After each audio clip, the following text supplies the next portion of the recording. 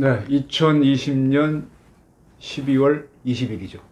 오늘 22일 날 화요일부터 윤석열 검찰총장이 신청한 행정심판이라고 해야 되나요? 행정소송이 네. 서울행정법원에서 첫 번째 심리가 열립니다.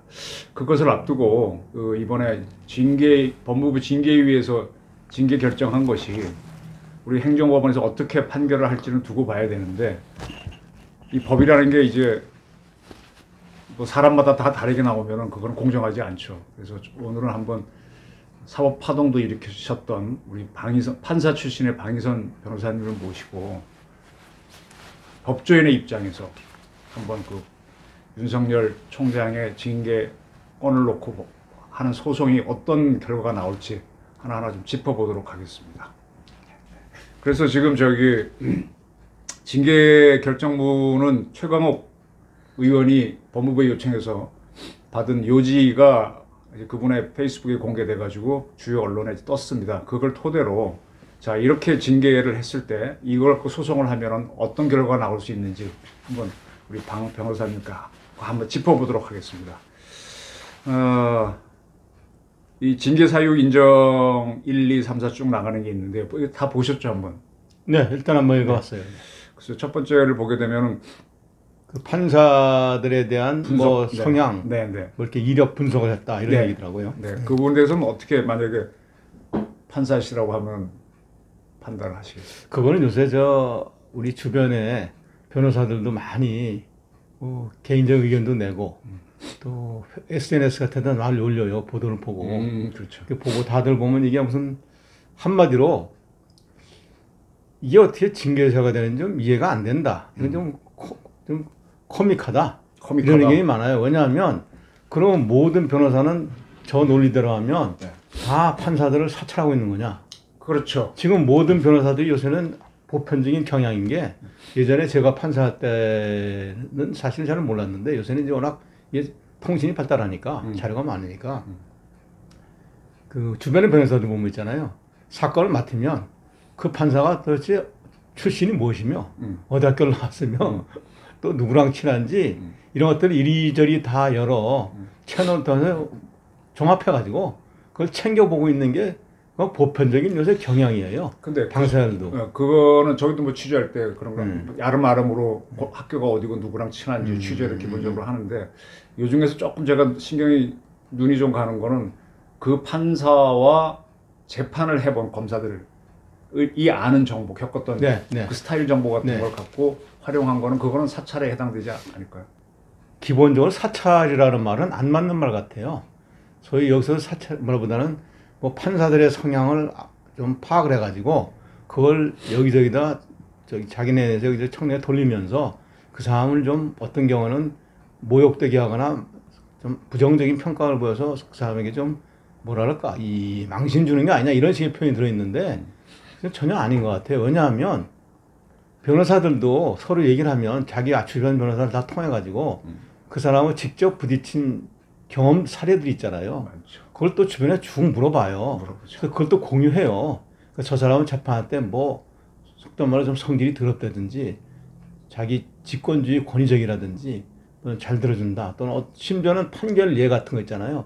어떤 경향이다, 진보적이다 이런 거 다 나와요. 그걸 가지고 그 서로 자료를 공유해서 만들기 때문에 그건 일종의 재판에 대비하는 재판을 받아야 되는 이해관계자들이 도대체 저 사람이 어떤 상황, 어떤 문제가 있을까 이런 걸 나름대로 대처하기 위해서 이 방향을 잡으려고 만든 건데, 그거는 검사도 소송 당사자예요. 당사자죠. 피고인이나 마찬가지로 변호인이나 똑같이 양 당사자가 자기 사건을 맡고 있는 사람이 어떤 특성을 가지고 어떤 경향을 가졌을까, 또 저 사람은 어떨까 하는 것을 나름대로 그 점쳐보고 대처해보기 위해서 하는 것 자체를 그걸 사찰이라고 말하는 건 굉장히 웃기는 얘기 같고, 심지어 근래 이제 예를 들면 그런 얘기도 나와요. 미국의 경우에 연방 법무부에서 뭐 주도 마찬가지겠지만 소송을 할 때는 판사를 나름대로 잘 파악을 해서 그에 맞는 적절한 진행을 잘 하도록 하는 그런 가이드 자료나 요람을 보내요 보니까. 그래서 저 판사는 뭐 적극적으로 어필하는 게 좋다. 또 재판사는 뭐 이렇게 프리젠테이션이나 말을 많이 하는 걸 좋아하지 않는다. 뭐 이런 식으로 해가지고 그 판사에게 어떻게 해서든지 우리가 적절하게 효율적으로 해야 되니까 잘 맞춰라 하는 것을 이런 걸 파악해서 해라. 그런 얘기도 해요. 그럼 그걸 가지고 무슨 판사를 뭐 뒷조사했다 했다는 건 그럼 예를 들면 말이에요. 구체적으로 우리법연구회 출신 법관이다 이런 표현 또는 주관이 뚜렷하고 여론이나 주변의 분위기에 영향을 받는다, 받지 않는다 이런 표현까지 써놓은 것들은 좀 이 징계위에서는 구체적으로 살펴본 걸로 했는데 어떻게 보십니까? 그걸 뭐 여론의 영향을 좀 받는다. 여론의 영향을 받지 않고 주관이 뚜렷하고 소신이 뚜렷하다. 그런 거는 그 사람에 대한 특성의 평가를 지극히 아무런 하자 없는 평가죠. 그러면, 굳이 문제 삼는 건 뭐 우리법 연구회냐 이런 걸 시비를 삼는데 물이 일으킨 법관 16년 2016년 그거는 왜냐하면 그 판사가 과연 객관적으로 신뢰할 만하냐 아니면 다소 한쪽으로 경향성 있는 사람이라는 걸 자기들이 내부적으로 조심스럽게 들여다보려고 그런 거 아닙니까? 심지어 우리법 연구회가 지금 사회적 논란거리가 돼 있잖아요. 그렇죠. 그 사람들이 일반적인 판사들 사이에서도 서로 좀 다른 뭐 좀 별다른 성향 때문에 스스로 논란이 되고 있잖아요. 네. 그럼 그런 사람들이 주로 어떤 쪽으로 그동안 많이 쏠린 걸 했냐 이런 등등을 상징적으로 보여주는 사료로 자기들이 표시했겠죠. 심지어 제가 이렇게 SNS에 올린 적이 있는데 과거에 제가 까마득하게 20여 년 전이죠 벌써. 뭐 20년이 30년 가까이 됐죠. 25년 전에 지방에 판사할 때 지금은 자기들끼리 무슨 자료가 돼 있고 그런지는 모르는데 그때는 지금처럼 통신이 발달하지 않았잖아요. 네. 말로 하고 서류로 하는 시대잖아요. 그래도 검사들이 판사들에서 저 사람은 어떻다. 저 사람은 뭐 전교대에 대해서 우호적이다. 뭐 노동사건에 뭐 우호적이다는 소리를 자기들끼리 나름대로 다 챙겨갖고 떠들기도 하고 그런 걸로 알고 있어요. 심지어 제게 대해서도 저 사람은 뭐 자기 소신이 강하다. 또 형을 하는데 형을 주로 하간 형사재판에서 유무죄는 엄격하게 가리는데 유죄가 되면 형은 엄하게 내린다. 뭐 이런 등을 다 해가지고 어떤 판사는 속된 말로 변호인이 청탁하면 잘 듣는다. 예? 또는 적당히 영향을 온정적으로 적당히 한다. 이런 얘기를 자기끼리 사석에도 하고 그런 걸 내가 우연히 들은 적도 있어요. 그런 말입니다. 예, 그런 게 도대체 자기들 나름대로 쉽게 말하면 남을 비판할 자유도 있는 거고 남 뒷얘기할 자유도 있는 거고 그런 자료 중에 과거에 무리야기 법관 리스트에 거론된 사람에 관한 자료와 같은 게 이번 자료에 있다는 표현도 있거든요. 그러면 그거는 과거 이제 무리를 일으켰던 법관을 조사한 사찰 자료는 해당되지 않을까요? 그건 우리가 정확한 내용을 볼 수 없어서 모르겠지만 안 그럴 수도 있어요. 예전에 남부전에서 연말에 회식하고 술 먹고 출근 안 해가지고 말썽 나서 터진 일도 있고 언론에도 보도된 적도 있어요. 그리고 그게 변호사회라든지 여러 관련 채널을 통해서 문제가 돼서 시비가 된 일도 있어요. 뭐 법정에 제 시간에 안 나왔다. 심지어 뭐 그 옛날에는 사무관을 대신 내려보내서 판결문을 읽었다고 말썽이 터지는 일 있지 않습니까? 그런 것들은 우리 법조 주변에서는 특히 검찰은 이 일반 변호사보다는 좀 더 많은 자료를 가지고 있으니까 그걸 알 수가 있는 사건이에요. 그럼 그것을 나름대로 자기들이 일종의 인포메이션 자료로 정리할 수가 있겠죠. 그 다음에 여기서 보게 되면 결론 부분에 보게 되면요. 개인정보법 제15조 1항, 뭐 17조 2항 위반 이렇게 하는데 사찰을 얘기해놓고 갑자기 개인정보법을 갖다 대니까 제가 봐도 좀 이해가 안. 글쎄요, 저도 좀 요지를 좀 봤는데 산만하고 도대체 문제가 뭔지를 읽는 사람인 우리가 봐도 잘 모르겠어요. 이거 한참 야단 쳐고 나서 이걸로 하니까 갑자기. 그러니까 요새 와서 걸핏하면 써먹는 게 개인정보 보호는 하는데 그게 지금 굉장히 엉뚱한 방향으로 많이 오용될 때도 많더라고요. 개인정보 보호라는 거는 그 사람의 특정한 프라이버시에 관한 정보 있잖아요. 인적사항, 자기의 뭐 주민번호라든지 주소, 자기의 개인 전화번호 이런 것들이 타 외부에 알려서 불편해지거나 피해를 보게 될 때 그것을 본인이 모르게 타인에게 알려주거나 유포하는 걸 말하는 것이지 우리는 걸핏하면 개인정보 운운하는데 여기서 이게 개인정보가 왜 나오는지 모르겠어요. 개인정보... 판사의 뭐 그 사람의 뭡니까 내밀한 주민번호라든지 뭐 어디다 냈냐 무슨 그 사람의 뭐 핸드폰 번호를 파악했냐 도대체 이게 개인정보가 왜 나오는지 저는 모르겠어요. 무슨 말인지를 모르겠어요. 그리고 또 보면은 검찰청 공무원 행동강령 제100 조를 위반을 하다라는 건데 이게 이제 법조항도 아니고 이게 거의 불령에 해당되는 거죠. 불령도 아니죠. 불령 청령이죠. 기관 내의 내부 지침이죠. 내부 업무 검사징계법도 아니고. 그렇죠. 기관 내의 업무 지침이죠. 지침이죠. 예, 그냥. 그럼 이런 경우에는 이게 처벌 조항 같은 게 있나요? 처벌 조항이 뭐 있겠습니까? 뭐 저런 거는 그냥 뭐 우리 뭐 윤리 강령 뭐 이런 식으로 만들어 놓은 거고 강령이죠. 그건 기관장들이 직원들을 좀 단속을 하거나 거기에 대해서 어떤 제재를 가할 때 임의로 하지 말고 이런 것을 가지고 해라라고 만들어 놓은 지침이죠. 거꾸로 그거는 직원들이라든지 밑에 사무 종사자들에 대해서 하는 것을 왜 거기다 갖다 놨는지 모르겠어요. 검찰청장이 검찰 사무 직원입니까? 그렇잖아요? 아니죠. 직원들이 뭐 예컨대 업무를 볼 때 민원에게 뭐 이런 행동을 하지 말라든지 또는 수사에 관한 장려나 정보를 뭐 외부에 함부로 그걸 유출하거나 하지 말라든지 이럴 때 만들려고 그런 거지. 저게 도대체 검찰청장하고 저는 검찰청장에 대한 직무에 저게 어떤 규율 기준이 되는지 잘 모르겠어요. 그다음에 채널A 사건을 좀 들어가 보겠습니다. 거기 보게 되면은 그 모 검사장하고 검찰청장이 그 사건이 있기 전에 MBC 보도가 있기 전에 뭐 여기 보니까 8일 동안 110회 이르는 통신을 주고받았다라고 돼 있는데 특정이 돼 있으니까 재밌네요. 근데 통신이란 것도 옛날에 보니까요. 제가 문자 하나 보내면 1통신, 오면 2통신 이렇게 그럴 수도 있죠. 그렇게 하게 되면 굉장히 많지만 사실은 그 한순간에 다 이루어진 거잖아요. 그 합쳐버리고 나면은 몇 건 안 되는 경우도 그렇죠. 있더라고요. 근데 110회라고 다 있다고 돼 있는데 자 이렇게 통신을 한 게 이게 큰 문제가 내용도 봐야 되겠죠 물론. 글쎄요. 그게 지금 말씀대로 그 내용을 보고 정확하게 뭐 어느 정도 됐는지를 알아야 되는데 지금 막연히 써서 모르겠고요. 통신 횟수를 단순한 뭐 접속 횟수를 말하면 끝도 없겠죠. 그렇죠. 저도 지금 네. 경우에 따라서는 요 한 3, 4일 사이에 개인적으로 그 제가 살고 있는 아파트에 무슨 선거관리위원장 같은 자율기구를 맡고 있어요. 그것 때문에 하게 되면 그 위원들하고 또는 하거나 입주자대표회의 뭐 회장, 감사 이런 임원들하고 할 때 한 사나흘 뭐 일 때문에 연락하다 보면 뭐 카톡이나 문자 받은 게 한꺼번에 한 7, 80개씩 나와요.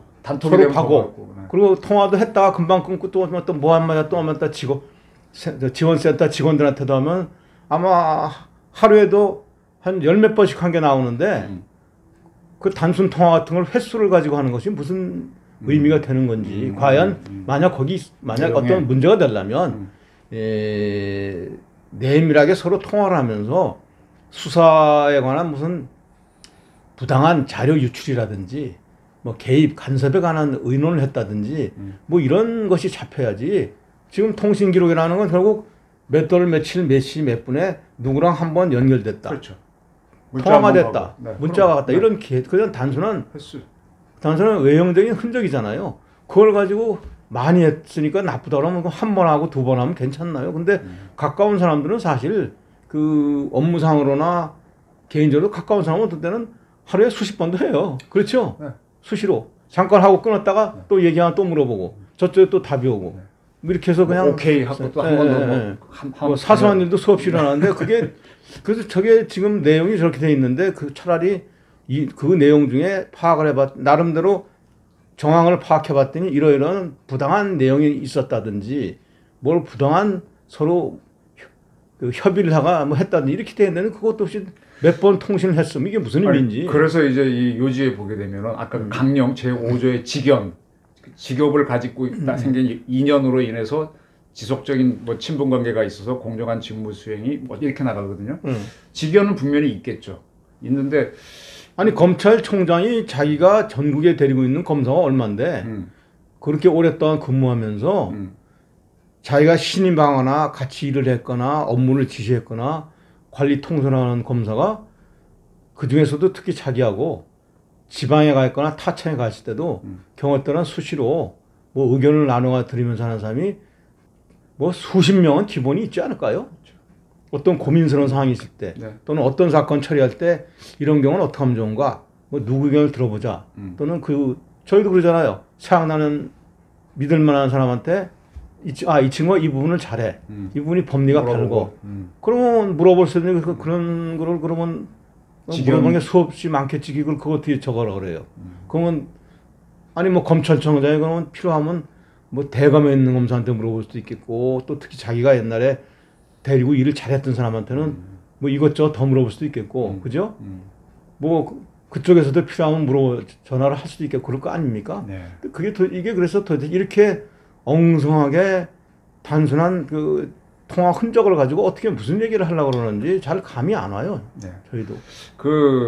이제 그 내용은 뭔지도 모르고 이제 그렇게 하고 있고 그다음에 여기 나오는 이름을 밝히지 않은 검사장은 나중에 또 구속도 안 됐고 기소도 안 됐고 지금 제가 듣기로는 얼핏 저거 가려놨는데 언론에 나온 거와 맞춰보면 뭐 한동훈 그런 얘기인가요? 네, 그거 관련된 얘기인가요? 또 무슨 검사장 그런 얘기하고 한 검사장으로 이해하고 있습니다 저는. 네. 근데 그분은 그래서 언론에 나온 거 보면은 그 사람은 또 이게 오히려 조작이라는 거 아니에요? 그죠? 조작이 나오고 있죠. 예, 이번에 그 이정화 검사가 밝힌 거에 따르면 그렇게. 그리고 그 초기에 언론에 보도됐을 때 내용도 제가 얼핏 기억이 나는데 오히려 자기를 거기다 인발부 시키려고 함정 취재를 해서 유도해서 그러고 자기는 특별한 거기에 뭐 의심할 만한 대답을 한 적이 없다. 오히려 그러고 저 사람들이 자기들끼리 뭐 작당을 해서 나를 끌어서 한 건을 맨달라고 하는 거 아니야. 이러고 있는 판이니까 그것은 오히려 그 사건 제가 생각할 때는 의혹이 있다면 그 사건의 수사 결과 그 한 검사장이 문제가 있는지 없는지를 규명이 된 다음에 얘기를 해봐야 되겠죠. 그 사람은 거꾸로 소위 말해서 역공작이 조작이라는 판에 그 사람이 사건에 관련돼 있는 사람이므로 그 사람하고 통화를 했거나 접촉을 만난 것은 이상하다는 그거는 궤변 아닌가 싶네요. 저는 개인적으로 이걸 딱 보면서요. 사실은 대한민국 한국기자협회하고 우리 기자 노동단체인 그 언노령 같은 데에서 이거 정치권에 따져야 되는 사건이라고 보는데 오히려 조용해서 난 이상하다고 보고 있어요. 그러니까 저거는 이게 일의 선우가 바뀌어 있고 선결 문제가 풀리지도 않은 상태에서 너는 좌간 무슨 사건하고 관련 있는 사람하고 직무상 잘 아는 사이인데 왜 그 사건에 가서 서로 교환을 하고 뭐 서로 접촉을 하거나 교환하냐는 묻는 것과 똑같은 괴상한 궤변인 것 같아요. 그죠? 그 사람, 그러니까 뭐 관련성 있는 사람이 연결된 사람하고는 아예 얼굴도 보지 말고 끊어라 이런 논리인지, 그죠? 아예 거리를 두고 그 사람하고는 컨택을 하지 말라는 건지 무슨 말인지 모르겠습니다. 네. 그 다음에 이제 그 감찰 방해 부분이 나오는데요. 그거를 이제 저 인권 무슨 부에다 맡겼다는 거지 않습니까? 네. 이거가 감찰 방해다. 아니면 정당한 총장의 지시다. 이게 다툼이 있는 것 같은데 감찰 다툼은 감찰을 못하게 한 건 맞지는 않나요? 저쪽에도 맡겼습니다. 다른 부서에 맡겼습니다. 그것도 지금 이 내용을 보면 저는 정확히 잘 모르겠어요. 결과적으로. 이게 답답해요. 저도 잘 모르겠습니다. 왜냐하면 대검 감찰부장 얘기가 나오는데 대검 감찰부장은 그 직위와 직책의 성질이 대검의 여러 부장들처럼 검찰총장을 보조하는 참모기관이에요. 그게 무슨 법무부 감찰관처럼 외부에서 따라 받아온 사람이 채용한 사람이 아니에요. 보셨나요? 감찰관이 아니죠. 감찰관이 아니잖아요.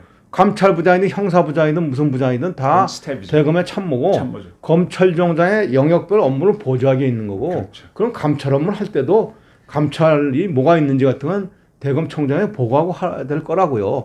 저 사람은 감찰 업무를 할 때는 당신은 아예 상관도 하지 말고 아는 체도 하지 말라는 건 이상한 거고 내용을 부당하게 간섭하나 왜곡시키지 말라는 건 직무상 당연히 필요하겠죠. 그런데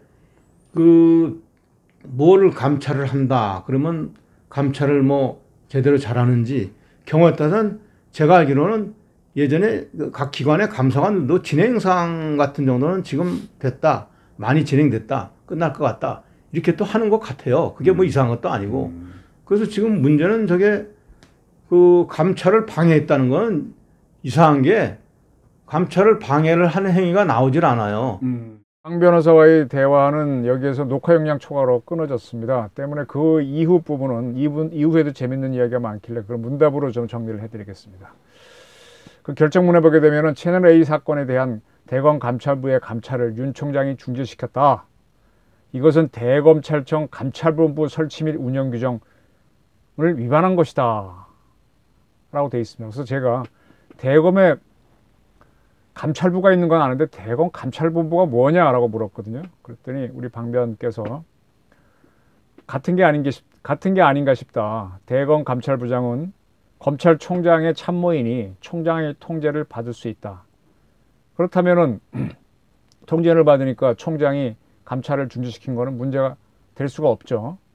근데 기관이 필요하면 조직을 만들 수는 있어요.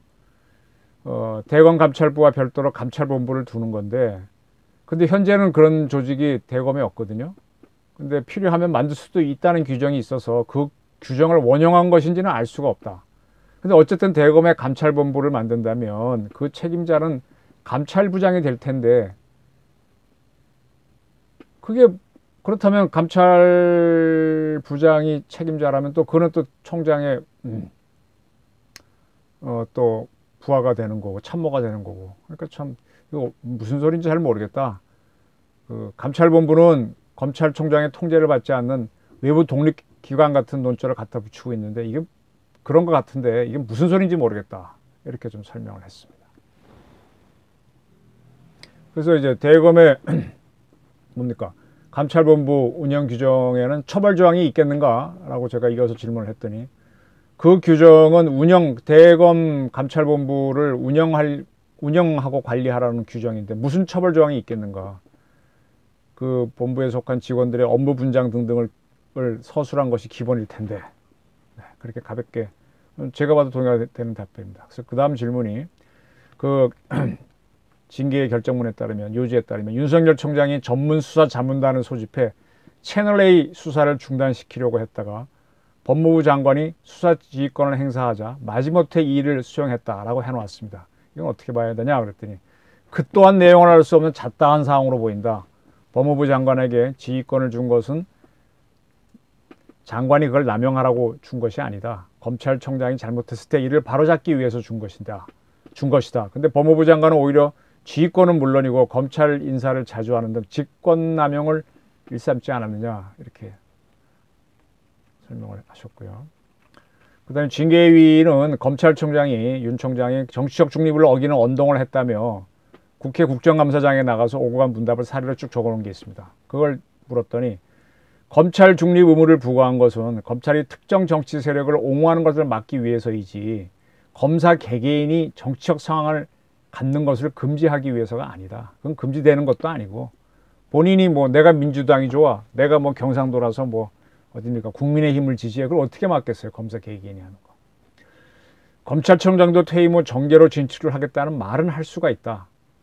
그렇게 말하는 거는 그의 기본권이, 그에게도, 그것도 대한민국 국민이니까 그에게 보장된 기본권이기 때문이다. 근데 윤 총장이 그러한 말을 국회에서라도 한 적이 있느냐. 적절할 때 개인으로서 정치에 투신하는 자유와 권리는 누구도 막지 못한다. 미국은 연방 판사들도 자기가 어느 당의 당원이 될 수가 있다. 그리고 판사들이 어느 당에 소속되어 있는지는 다 공개되어 있다. 미국에서 문제가 되는 건 정파적인 판단을 하는 게 문제이지 내가 어느 당을 지지한다고 하는 건 문제가 안 된다. 이와 비교해보면 윤 총장이 정치적 중립을 어겼다고 하는 것은 진짜 허황되고 웃기는 얘기다. 이렇게 답변했습니다. 그래서 제가 질문하기를 일부 여론조사기관과 언론에서는 윤석열을 대권 후보군에 이름을 넣어놓고 여론조사를 한 적이 있는데 그게 문제라고 하지 않았느냐 그랬더니 그건 여론기관하고 언론사에 따져야지 왜 그걸 갖고 정치 중립화를 위반했다고 지적하느냐. 웃기는 얘기다. 그런 답변이었고요. 그러한 여론조사를 할 때 윤 총장은 여론조사 대상자에서 자기 이름을 빼달라고 요청한 적이 있습니다. 그렇게 지적을 했더니 그렇다. 그러면서 답변이 법이 사람의 생각까지는 막을 수는 없다. 사람이 무슨 생각을 하는 것까지 막는 것은 법이 아니다. 그 생각하지 마. 사랑하는 사람 생각하지 마. 법이 그렇게 할 수가 없잖아요. 누구를 죽이겠다는 말을 했다고 해서 법으로 그를 처벌하는 건 아니다. 말하는 것도 막지 못하죠. 그래서 제가 질문했습니다. 그런 말을 하고 난 다음에 누구를 죽이겠다는 말을 하고 그가 칼을 숫돌에 갈았다면 살인미수로 볼 수 있는 건 아니냐 그랬더니 아니다. 그 칼을 갖고 죽이려는 실행행위에 착수하거나 또는 미수에 그쳤을 때 처벌이 가능한 거지. 그런 칼만 갈았다고 사람을 당장 그렇게 처벌하는 건 어렵다. 윤 총장이 국회에서 답변한 거는 정파적 행동을 시사하는 것이 아니었고 또 정치를 하겠다는 것도 아닌데 그런데 무슨 뭐 정치적 중립을 위반했다. 논의할 필요도 없는 거다. 이렇게 판사 경험을 토대로 얘기했고요.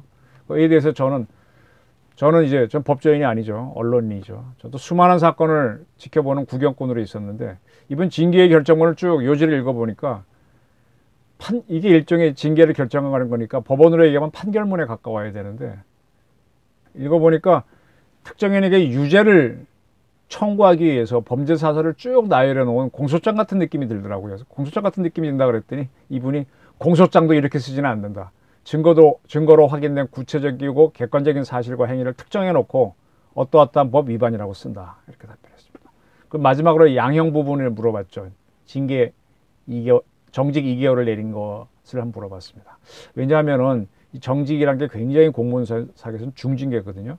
자, 양형이랄까 결정 부분을 보자. 공무원 사회에서 중직은 상당한 중징계 아니냐라고 했더니 요지에 있는 이 결정문 요지에 있는 사실만 갖고 정직을 결정하는 것은 무리로 본다.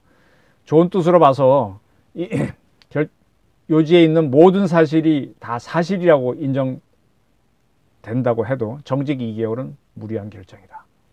이거는 애초 윤 총장을 해임시키려는 목적을 가지고 법무부 장관이 직무정지를 했는데 여기 대해서 가처분 신청인가 했죠. 윤 총장이. 근데 서울행정법원이 바로 취소를 시켰기 때문에 법무부에서는 해임은 할 수 없다. 해임을 하게 되면 또 패배하니까 그 다음인 정직을 주겠다라는 목적을 세워놓고 거기에 그걸 뒷받침하기 위한 사실을 긁어 모은 것으로 보인다. 이런 의견을 보였습니다. 그리고 정직은 제가 질문한 대로 상당히 큰 징계다. 공무원이 음주를 하고 사고를 냈다든지 업무 추진비를 횡령하는 공금 횡령을 했다든지 그럴 때 하는 거다. 그런데 여러 가지 사정 또 그 공무원이 또 일을 하면서 또 잘한 것도 있을 테니까 해서 해임까지는 어려울 때 그때 내리는 것이 정직이다. 상당히 중징계는 얘기죠. 그래서 저도 좀 그런 걸 알고 있기 때문에 질문했습니다. 중징계라고 하면 정직을 할 때는 보통 3개월 이상을 부과하거든요. 3개월 이상 부과하는데 2개월을 왜 했느냐 그랬더니 우리 변호사님 답변이 실무강행상 정직은 3개월 이상 내리는 게 현실적이다. 2개월 이하로 하는 경우에는 이 징계를 받게 되면 공무원이 그 징계 결과에 불복해서 심사를 청구합니다. 소청 심사를 하게 되는데 그 과정에서 감경이 이루어지죠. 당신이 이러한 점이 있어서 조금 징계를 낮추겠다 할 때 거기에 맞춰서 정직을 내리게 되면 2개월이 덜어 나오는 경우가 있다. 네. 그럴 때 하는 거지 일반적으로 바로 처음 이렇게 할 때는 3개월 이상을 한다. 그러니까 이번 정직 2개월은 좀 이상한 거죠. 불법과 관계된 공무원 징계는 그가 이제 불법을 한 행위가 있을 경우 형사재판을 받지 않습니까? 형사재판 결과를 지켜보면서 거기에 맞춰서 징계를 하는 것이 대부분인데 윤 총장은 그러한 거 없이 그러한 형사재판도 없는데 바로 정직을 때렸다 그랬습니다. 그래서 제가 바로 질문을 했죠. 그렇다. 윤 총장은 형사 기소도 되지 않았는데 정직한 거는 무리라고 이제 주장하시는 것 같은데 근데 반대 경우가 있다. 굉장히 유명한 사건이죠. 국민을 개돼지라고 했다는 사건. 네. 교육부의 엔모 씨 발언이었죠. 저는 그 사건을 굉장히 잘 압니다. 그게 허위 보도죠. 허위 보도입니다. 제가 그걸 굉장히 쓰고 싶어 했는데 당사자와 측근들이 그 관계자들이 굉장히 스스로 회피해서 못 썼던 기억이 있습니다. 교육부의 한 공무원은 모 언론사의 부장과 또 그 부장과 같이 나온 기자와 식사를 했는데 그리고 난 다음에 그 언론이 그 공무원이 국민을 개돼지라고 했다라고 보도를 해서 굉장히 논란이 일었습니다. 그리고 그 공무원은 당연히 파면이 됐죠. 근데 그 후에 지켜보니 공무원은 영화 있죠. 영화에 나오는 걸 인용해서 이렇게 얘기한 것으로 밝혀졌죠. 그래서 그분은 이제 파면이 취소가 되고 이제 그렇게 된 적이 있었는데 그때 보게 되면은 교육부에서는 형사 사건이라든지 뭐 이런 거 다 사실도 보지 않고 파면하지 않았느냐 이렇게 질문을 했었죠. 그랬더니 답변이 오보든 아니든 언론 보도로 논란이 일면 일단 해임부터 해놓고 추후 사실관계를 따지는 경우가 있다. 그러나 윤 총장 경우는 그런 사건도 아니다. 윤 총장이 그러한 논란을 만들지도 않았다. 언론과 여론으로부터 문제가 된 말을 했다는 추궁도 당한 바가 없다. 퇴임 후 정치를 하겠다는, 퇴임 후 할 일을 생각해 보겠다고 한 답변, 정치를 하겠다는 것도 아니고 퇴임 후 할 일을 생각해 보겠다고 한 답변을 정치 중립 위반으로 본 것은 정치인들이 허황된 궤변이다, 이렇게 얘기했고요. 서울행정법원 결정은 언제 나올 것으로 보이냐 그랬더니 22일 날 심리를 열면 바로 그 직후에 나올 것 같다. 사안의 중요성으로 봐 심리 후 빠른 시간 내 결정문을 내놓을 것으로 본다. 오래 끌지 않을 것이다. 그래서 마지막으로 물었죠. 서울행정법원은 법무부의 결정을 또 뒤집을 수 있겠는가 그랬더니 법리에 입각한 합리적인 판단을 하면 그럴 것으로 본다, 라고 답변했습니다. 이것이 저와 이제 방 판사가 주고받은 문답입니다. 한번 사전에 모의 재판을 해본 것이죠. 네.